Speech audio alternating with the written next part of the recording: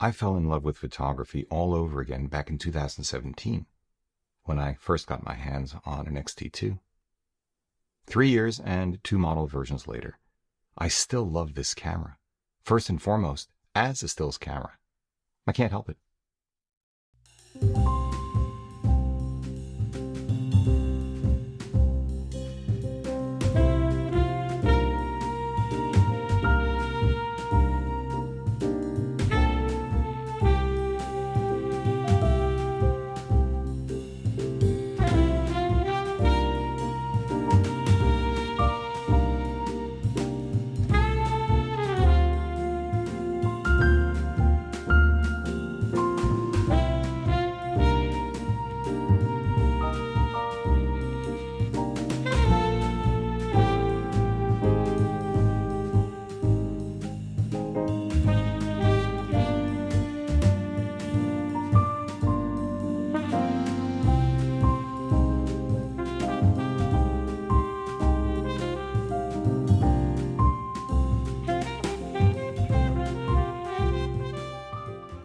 Hey everybody, I'm Hugh Brownstone for 3 Blind Men and an Elephant. If you loved the Fujifilm X-T1, 2, or 3, but wanted to get more into video, or if you loved the X-H1 for its Ibis for video or stills, even with a different body, I think you're still going to really love the X-T4. Now, my intent is to make this an exceptionally short video about our experience in hand for a few hours with the X-T4 last week because yeah, who am I kidding?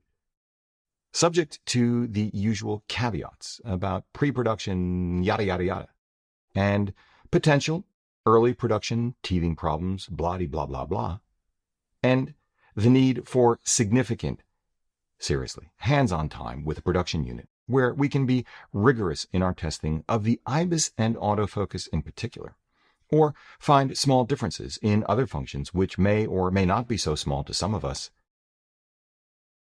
I'll just say it. Fujifilm's X-T4 is a boundary-busting, headache-inducing jolt to the rest of the industry, a powerful proof statement that the vast majority of us don't need and upon close inspection don't actually want full-frame hybrid cameras. I know that's not politically correct. And which is not to say that they don't have their place or that we don't own one. Oh, baby, we do. But the full realization of this modest assertion of mine may well depend not only upon the fact that with the X-T4, Fujifilm appears to have achieved functional parity with even larger format cameras. Not only that there may be details, as I just said, we didn't have time to explore, which may or not be so small to some of us, like the 30-minute recording limit still in place, the absence of an XLR mic adapter or full-sized HDMI port. There's one there, but it's the mini. No, it's the micro. I hate it. Perhaps the ability to set shutter angle rather than shutter speed. But upon one other significant shift in the marketplace. Which one is that? Well, the X-T4's capabilities are so good, so close to, on par with, or better than the best hybrid bodies currently available, that lenses, the glass, the newest lenses from other manufacturers in particular, are reasserting their primacy as a basis for choosing one's camera system. Why? Well, because at the end of the day, for 99% of us, 99% of the time, you know this is just me using creative license. Size, weight, ease of use, functionality, handling, color science, and price are more important than an additional stop or two of dynamic range or high ISO performance. More important than a 10, 20%, maybe even 30% autofocus hit rate differential during tests more demanding than, you've got it, 99% of us, 99% of the time will ever need in real life.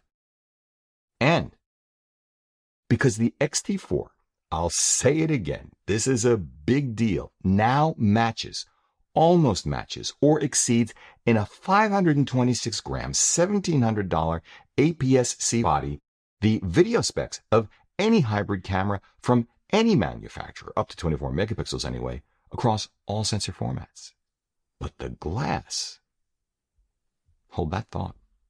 In the meantime, I encourage you to check out our previous videos on the X-T3, with which the X-T4 shares identical sensor and processor, the X-T2, with which it shares a manual of arms and an almost identical body, and the X-H1, from which it now assumes unquestionably the mantle of Fujifilm's flagship APS-C camera. Because we certainly can say that the X-T4 is the culmination of and update to all of these cameras put together. I'm talking about A new dramatically longer-lasting battery, which yields 600 shots in what they call eco mode and 500 shots in normal mode compared to the X-T3's 390, and 1,700 shots in eco mode, 1,450 in normal mode when a pair of them are loaded up into the new battery grip to supplement the one that stays inside the body. This compares to the X-T3's rating of 1,100 shots with its grip, and I repeat, they are not the same. This is a new unit.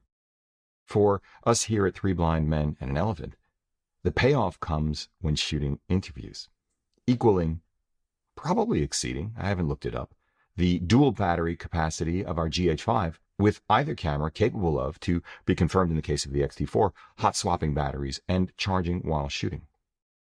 B, a new silent shutter capable of 15 frames per second burst rate mechanical up to a wild 30 frames per second electronic, though, and this is important, above 8 frames per second, you're no longer getting live view, but instead the last frame shot as preview. Still, this is blazingly fast compared to anything out there, even Canon's, Nikon's, and Sony's flagship 1DX3, D6, D6, and A9 II, respectively, although neither Claudia nor I need it.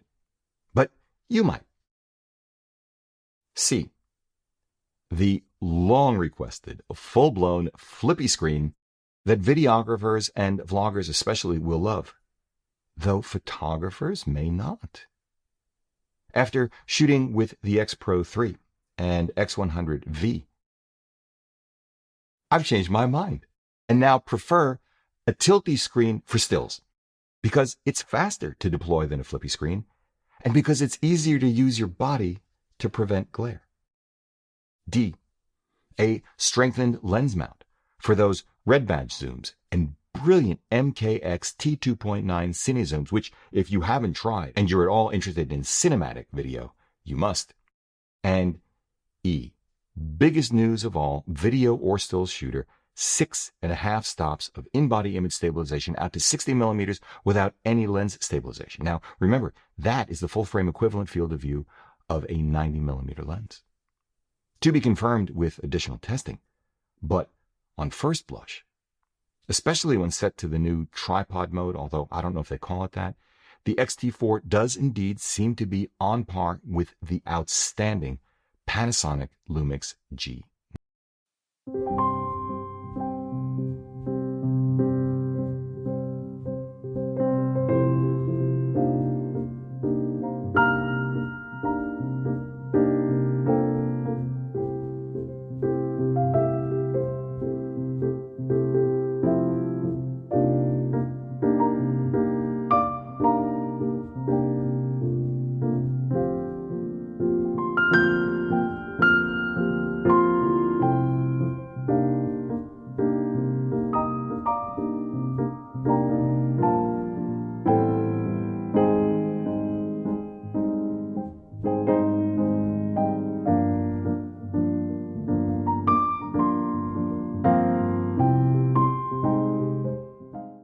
But the really interesting thing about the X-T4 is that when you step back from the self-referential specs to take a broader view, and now let me encourage you to check out our videos on just about every other interchangeable lens, full-frame mirrorless, or Micro Four Thirds or APS-C camera on the market. I'll put links to all of these playlists down in the show notes below. It's clear to me that you can think of the X-T4 as 1. An APS-C Panasonic Lumix G9 with better autofocus, hold that thought, greater bit depth for stills, marginally better dynamic range, and marginally better high ISO performance. Fujifilm now matches one of our favorite video hybrids in terms of Ibis, EVF, video performance, flippy screen, and battery life. On the other hand, the interesting thing about this, of course, is that some, if not all, of that modest sensor advantage can be offset, depending upon circumstance, by the G9's micro four third sensor created greater depth of field for a given aperture, or maybe more usefully put, a lower ISO for the same depth of field. This is equally true when comparing the X-T4 to full-frame cameras, by the way. The larger point is that the G9's previous single biggest advantage over the X-T3 is now gone.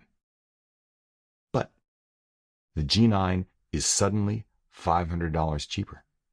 That is fascinating. 2.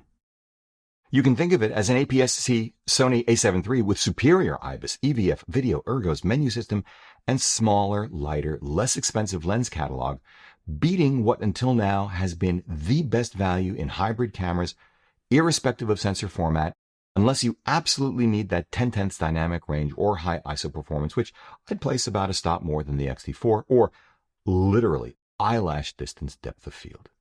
Though, and this is critical, the X-T4's lens catalog, while containing some of my favorite lenses anywhere, I'll probably say this half a dozen times, will be judged en toto by some to be noisier, slower to autofocus, not as sharp or well-corrected as Sony's latest offerings, and underrepresented at the long end for sports and wildlife, teleconverters notwithstanding. We will pick this up again in a bit. 3. Think of it as an APS-C Nikon Z6 with dual card slots, flippy screen, superior Ibis, superior ergos, and much larger and wider catalog of smaller, lighter, native lenses. Though, once again, some of those Fujifilm lenses will be judged by some to be not up to the standard of Nikon's latest Z offerings, and Nikonistas may reasonably assert that adapted f-mount glass give them unmatched reach and choice, especially at the long end or when shallowest depth of field is required. Fair point. Though you can always attach those to the X-T4 via adapter as well. We will get into more detail about this in a bit too. 4. It's an APS-C Canon EOS R, a better video Canon EOS R actually than the EOS R itself, with Ibis, dual card slots, 10-bit 422 4K up to 400 megabits per second at 30 frames per second with a 1.1x crop, 4K 60p at a 1.29 crop, internally recorded, and more, but I will get a headache, I will give you a headache running through it all, that the EOS R can't touch. And a more extensive native mount lens catalog with once again smaller, lighter, and less expensive optics, which on the one hand raises questions like, what functionality on Canon's next full-frame EOS R body will actually, usefully differentiate it from the X-T4 or any other number of competitors, and do we want to pay the price, incur the processing overhead, or carry that weight anyway? Can you spell 8K, boys and girls? We just watched Tom Hanks in A Beautiful Day in the Neighborhood. I'm sorry. That was... well, that's the way I feel about it. On the other hand, again, it's important to recognize that Canon's RF catalog, while smaller in number today, yet larger, heavier, and pricier on a lens-by-lens basis than the X-T4's, will be seen by some to offer superior optical and autofocusing performance, with, of course, like Nikon, providing best-in-class adapted EF lens performance for those who want it. Though again, EF lenses, not RF lenses, can be adapted to the X-T4 too. To be fair, I do have to say from personal experience that their RF 51.2 can do things the XF56 1.2 can't, though whether or not that's important to you or worth more than twice the weight and price is a separate question. 3 other things while we're here on Canon.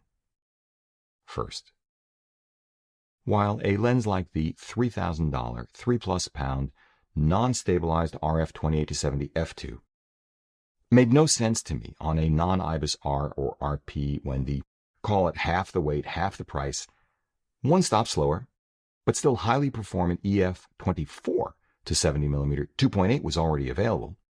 That same RF lens on the Ibis-equipped EOS R5 Canon announced for delivery who knows when at who knows what price makes more sense. Second, snark aside, Canon has the resources and appears now to have the will to play catch-up with bodies and lenses, which makes them formidable. Third, some will argue that Canon's dual-pixel AF remains superior to the X-T4's system. That might be true. I just don't remember, and I don't have them side by side. This is a test I look forward to doing, or seeing if someone else does it first. I'm fine with that. So, back to, you can think of the X-T4 as 5, an APS-C Panasonic S1 with Flippy screen, more responsive autofocus, and wider, much smaller, much lighter, usually much less expensive, native lens mount catalog. The only full-frame lens in that L-mount alliance that I can think of that is comparably sized and priced to anything in the XF catalog is Sigma's, what is it, $560, $70, 45 2.8. The rest of the native mount lenses from Leica, Panasonic, and Sigma either being drastically more expensive or drastically bigger and heavier, or both. But with this said, my sense is that the S1 is the most well insulated from the X-T4's attractiveness because it will likely appeal to a different audience, it being so different in terms of size, heft, feel, ergos, 5.7 million UXGA EF. But I could be wrong. The real kicker is that all of the cameras I've just mentioned, with the exception of that $1,200 G9, are now priced within a few $100s of each other, as if the sensor didn't really make a difference. S1, you can now buy it for $2,000, down $500 from its launch price. EOS R, also down $500 from launch to $1,800, just a C-note more than the X-T4. Z6, same $1,800, down a less drastic $200 from launch. Sony a7 III, the full-frame camera that rocked the industry less than 2 years ago, with the then unheard-of price relative to value of $2,000, well, it's now $1,800 as well. The real commercial question all of these manufacturers face is, will people, you, we, reach up to full frame, spending more and carrying more for the same fields of view and depth of field? Or will we save down to APS-C or Micro Four Thirds, happy with the compromises for the monetary and physical advantages they offer? Which brings us, finally, for now, to thinking about the X-T4 as 6, a functionally richer APS-C camera than any APS-C offering from Sony, Canon, Nikon, Ryko, or Leica, putting pressure on all of them to up their APS-C game or lower their full-frame prices and or make the lenses small enough to the point of economic and or ergonomic indifference. Sony does lead here. Now, I haven't gotten into all of the other tweaks on the X-T4, from minor buttoning reposition to a new 45-watt dual battery charger, the new Eterna bleach bypass simulation, and the coming, not yet available LUT for it, but then again, hey, wait, the camera isn't available. 240 frames per second in full HD, new boost modes including low light priority and resolution priority, a digital stabilizer that you can use in conjunction with Ibis, more granular tone setting, blah-de-blah, blah, blah. You know, with all of this that we've just talked about, it is worth pointing out that the one thing we here at Three Blind Men and an Elephant want most in a hybrid, the one thing we're missing, the one thing no manufacturer is yet giving us, and I am certain we are not alone in this lament, is an internal variable electronic neutral density filter. Just saying.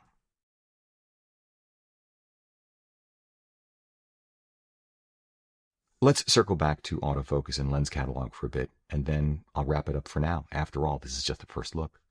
First, autofocus. It's true that Fujifilm has significantly narrowed the gap between its autofocus performance and that of Sony and Canon. The difference between the X-T2 and X-T3 was especially significant.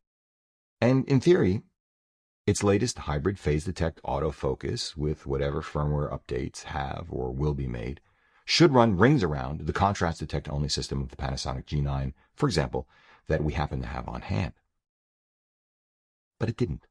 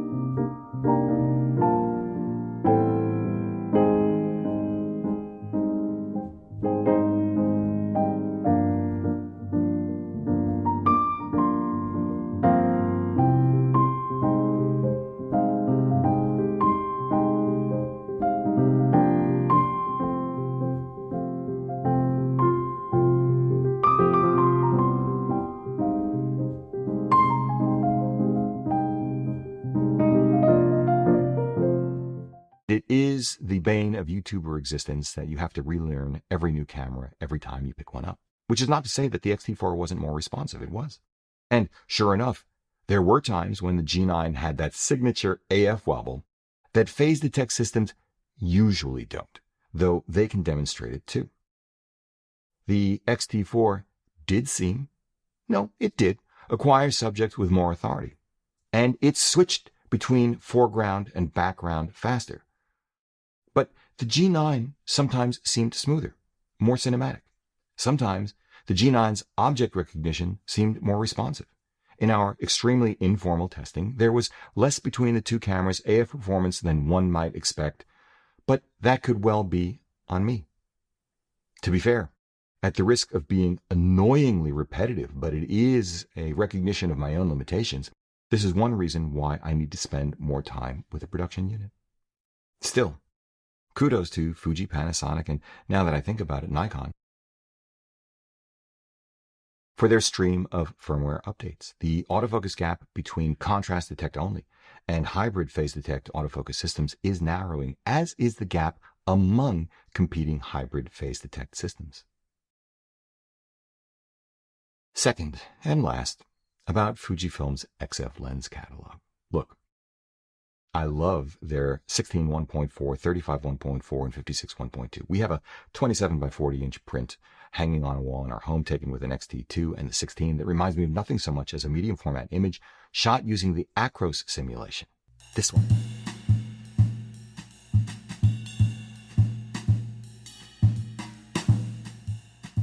Their MK manual focus cinezooms, as I mentioned earlier, 18 to 55 and 50 to 100 T2.9s are wow, and not that expensive compared to other Cineglass 7500 for the pair, though I do wish they were wider at the bottom end. 16mm would do nicely, with a longer top end. The Red Badge 2.8 zooms, especially the 16 to 55 and 50 to 140, are outstanding. The 16 to 80 f4, while not a Red Badge lens, is very clean, a little bit slower than I'd like, but I've shot with all of them, and that's the rub.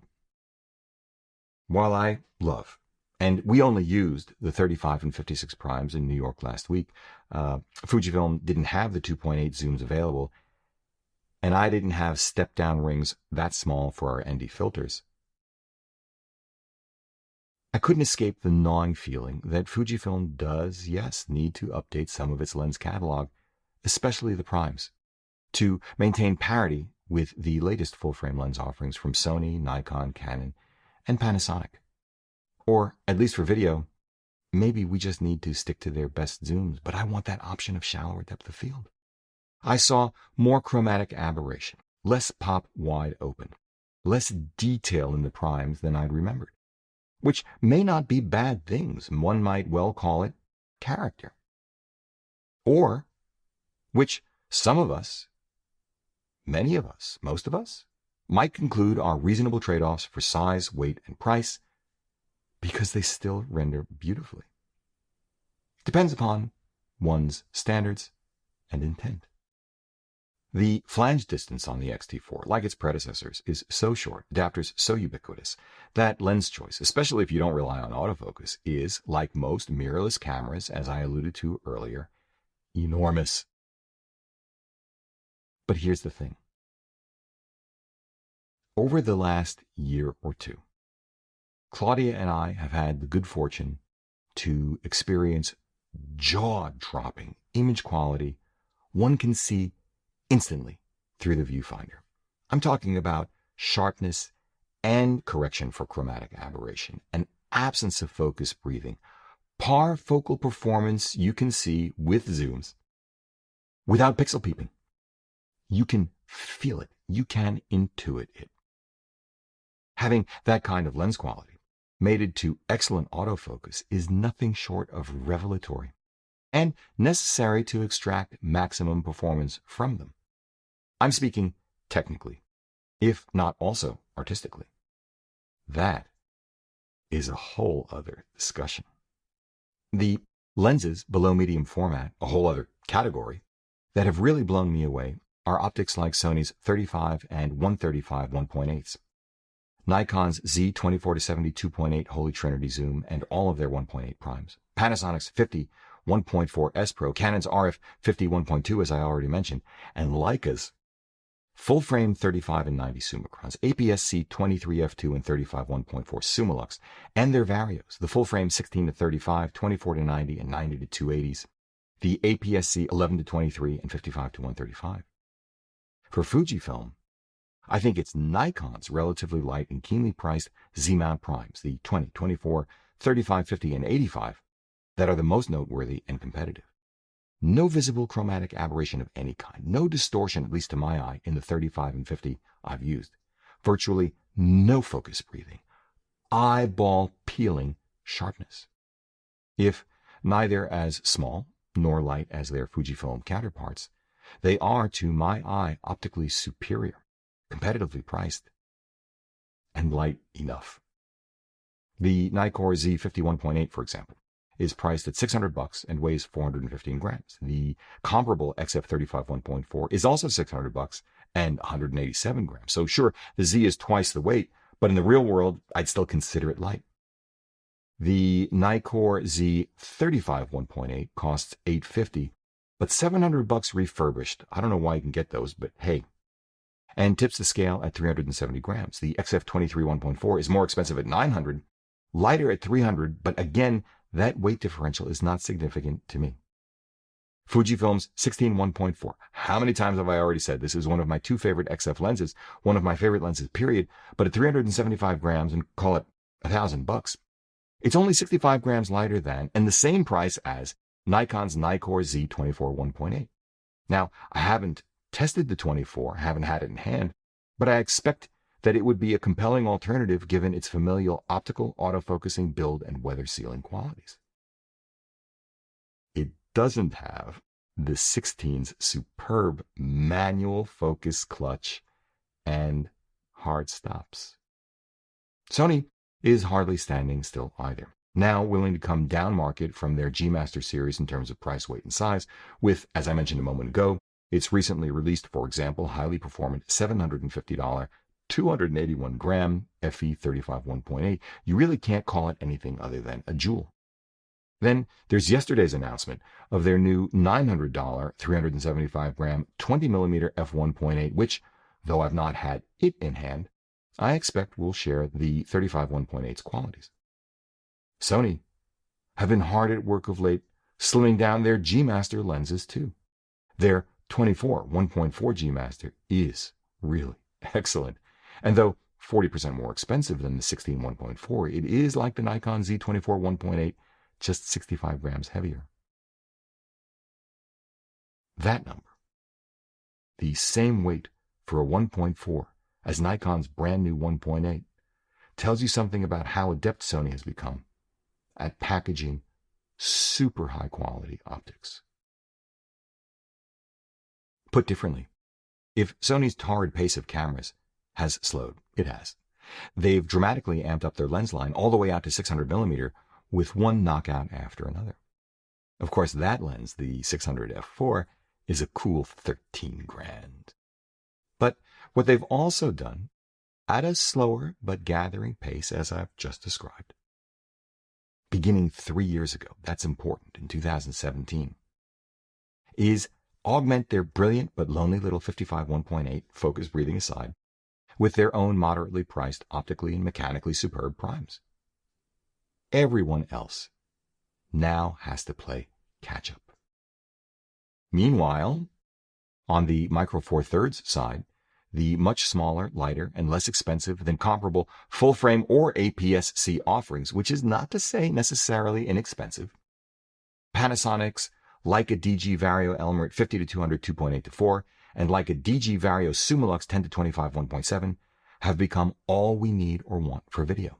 Absolutely brilliant sleepers, punching way above their sensor class, while the Olympus 75mm f1.8 we own remains staggering for portraiture.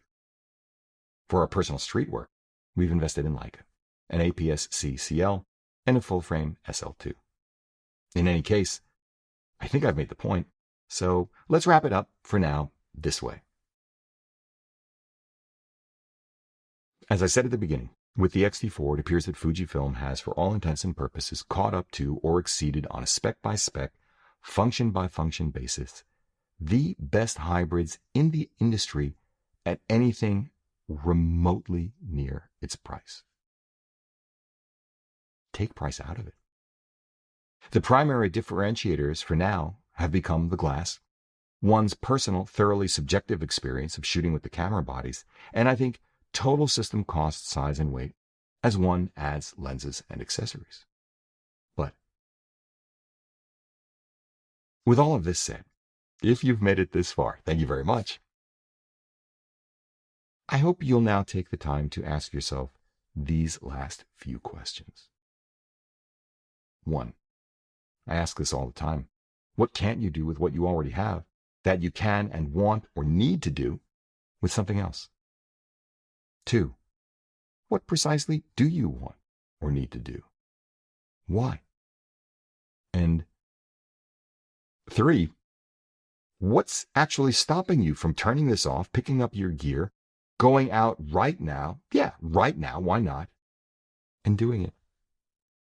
If you like what you've seen here today, please give a thumbs up, subscribe, join the conversation below. You guys continue to be just incredible, knowledgeable, inspiring, funny. I mean, you're a joy, truly. Follow us on Instagram and Twitter. Grab one or both of our new Hold That Thought t-shirts you wanted us to put up at our new 3BMEPthreadless.com store.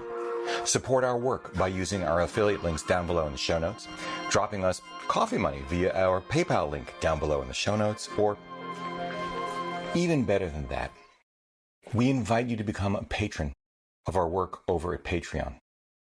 Link down below. We've created our Patreon page because we are stoked to bring you not only gear reviews, but with our What Were You Thinking and Good World Gone Bad series, historical, educational, artistic morsels, and longer-form conversations, not interviews, with world-class photographers, curators, gallery owners, keepers of the legacy, folks like Elliot Irwitt, Anya Sear, Mark Lubell, Ethylene Staley, and friends like Brian Smith, Paul Giroux, Nino Rakicevic, and more. We'd really like you to join us to deliver this kind of content regularly. Your support on Patreon will really help us ramp it up. In which case, as always, we thank you for it. That's it. For Three Blind Men and an Elephant, I'm Hugh Brownstone. See you next time.